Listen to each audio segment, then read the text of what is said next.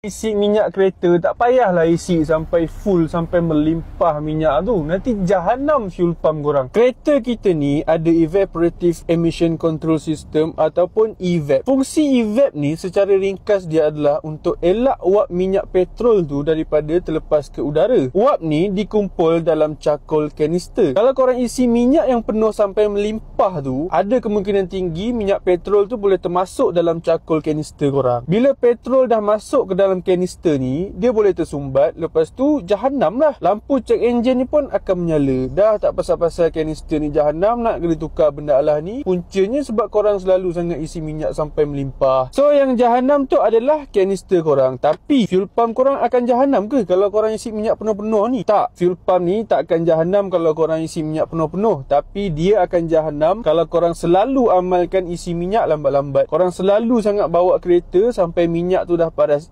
baru korang nak isi minyak. Benda ni jadi sebab fuel pump tu overheat bila kurang minyak. Sebab fuel pump ni dia gunakan minyak petrol tu sebagai penyejukan. Itulah dah kata dekat korang, kalau korang nak